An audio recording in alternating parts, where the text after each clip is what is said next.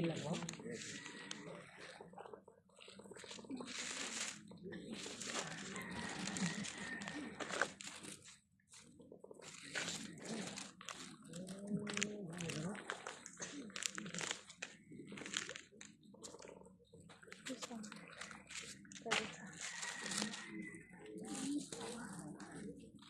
ลืมล้มไหลฟังลมยันลมเนี่ยมันกูบาจ้าเราเนี่ยเขาติดละโอ้ยติดปลาเดี๋ยวขนาดเด้อขนาดนี้จะหักเอาไว้ไม่ทันเพิ่นละ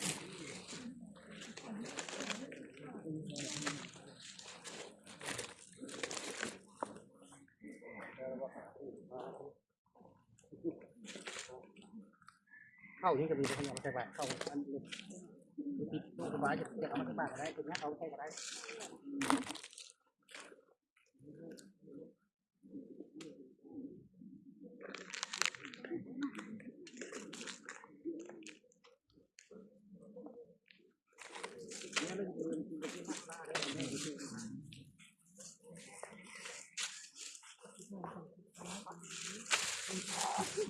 เนี่ยมันจะตุ้มตามเลยค่ะเนี่ยมาทานนี่อะไรก็ได้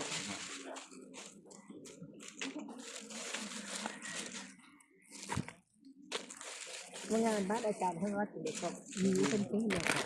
มีมื่ออื่นอันนี้สิว่าไปกันเรื่องว่าบวกอะไร8 มื้อนะฮะเ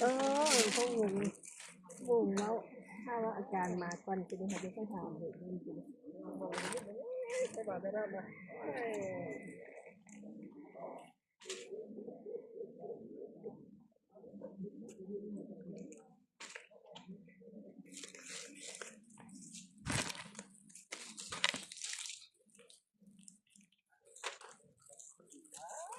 คือกว่าแล้วฮะน้อยย่านเต็มบุตรใจตาก็หมดแล้วบุษัท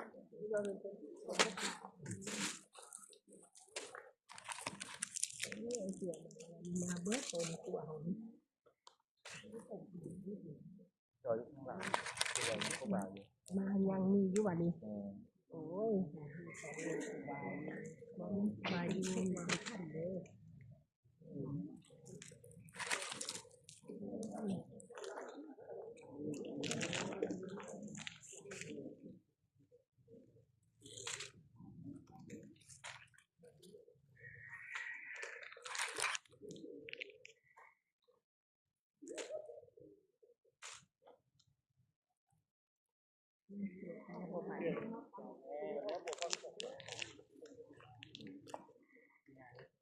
เย็นใจท่านบ่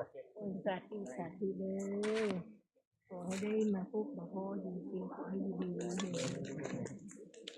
ไม่มีวุ้นไหลแต่ไม่มาหอดนี้จะได้ไม่เล่นกับคนทันน้าทางไป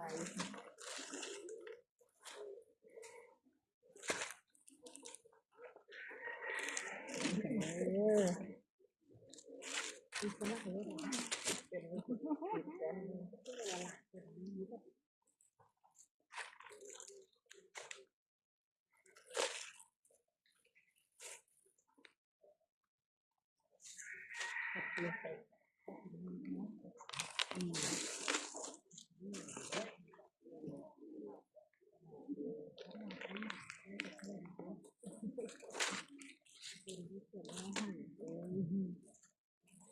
โอ้ยตัวใหญ่แล้วบ่ให้อะไรเดี๋ยวนี้นะ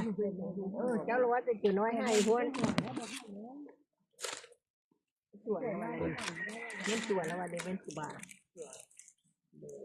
โอ้ยอยู่บ้านใส่น้อยอยู่ใจใช่ไหมเนาะ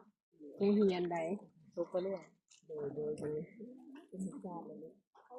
มันหลายเด้อแม่มาเห็นมาหาดูหาเจ้า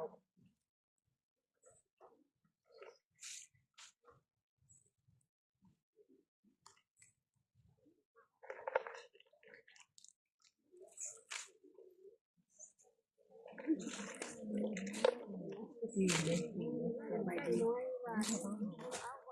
ชาวบ้านเธอเนี่ยนี่ห่าวจีนค่ะเนี่ยจีนสบายดีเนี่ยนะจีนอยู่แล้วนี่ห่าว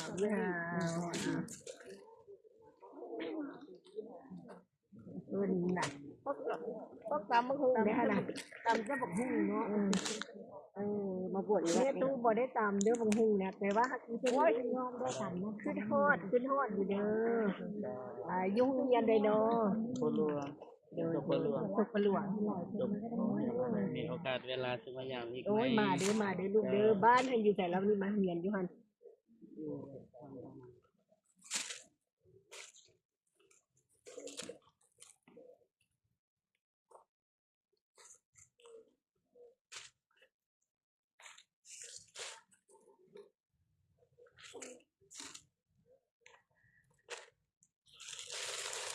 ตกปลวงมาหลายบ่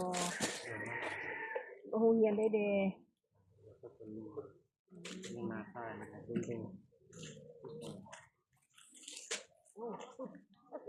แต่น้อยก็อยู่เมืองเดียวเพิ่นอยู่แต่ว่าเฮาฮู้เพิ่นโดนแล้วนาทรายก็ได้นะ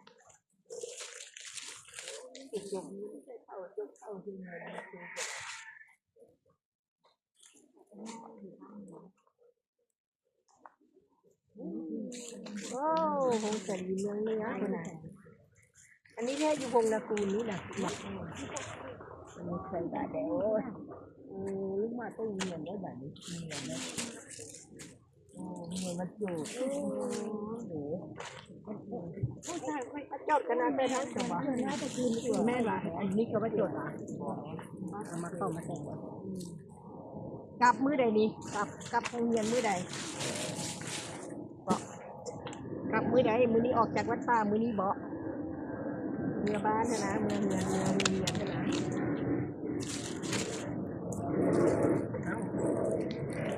เข้าไปเดียวตัวเงินเลยให้เก็บไปต่อ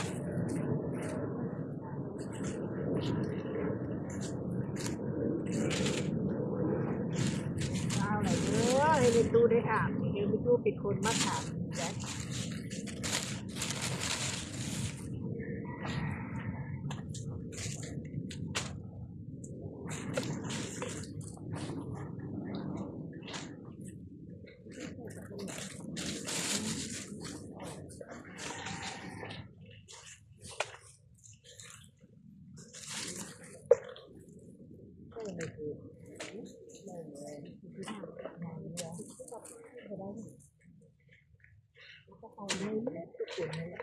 ได้หน่อยได้หลายนั่นแหละ ปั่นกันต้องกับปั่นกัน มันเพื่อกับบริษัทปันก็มีบ่ปันกัน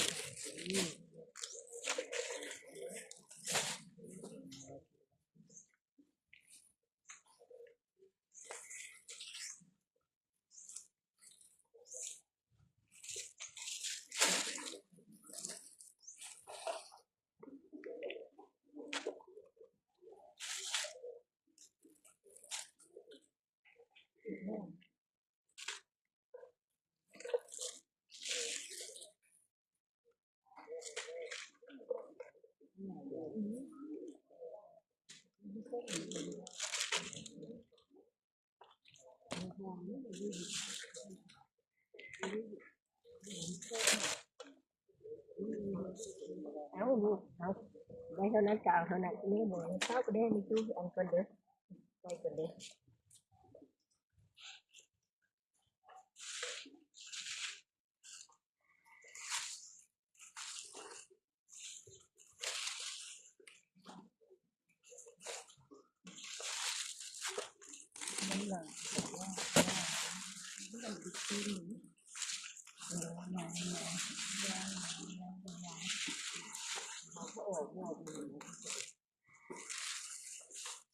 เป็นละเขาก็ได้เขาก็คิดได้เอาแล้ว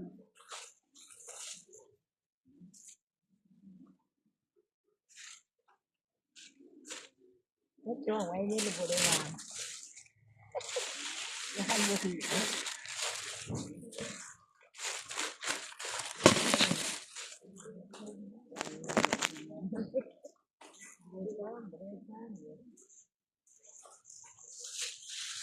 ดีหูเฮียนเลยเนาะลุงดูหม้อใดนี่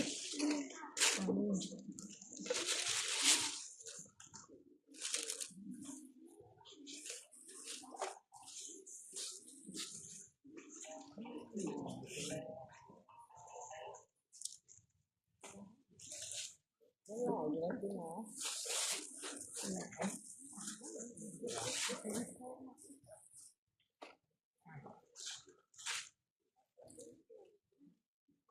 ไม่กระโดดเลยลูกตัวหายในหัวนี่เองไม่เรียนจบอยู่มออะไรแล้วจบแค่ตัวน่ะจบแล้วนะจุดเก็บอันเป็นอันนั้นจบแล้วคงเรียนได้เนาะโอ้มอได้แล้วโอ้จบมอจบแล้วนะ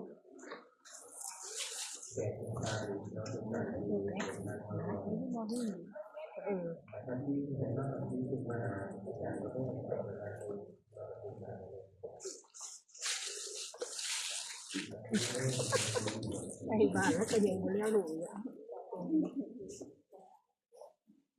ทั้งหลายกันใดมันมอเจ็ดพุ่นละวันนี้บอกมอเจ็ดแล้วบอกโอ้ยถ้ามอเจ็ดแล้วไม่ว่าใกล้จะจบแล้วนะบอกเกินปีนี้เรียนให้จบบ่จะมีทุกคนนี่ลูกเด้อไม่ได้กลับบ้านถึงงานเด้อ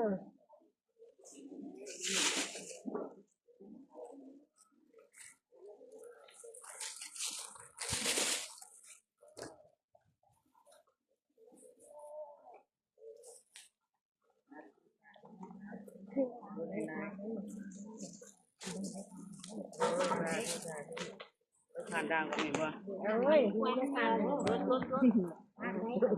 อย่านู้เล่แม่วันนี้วันทาน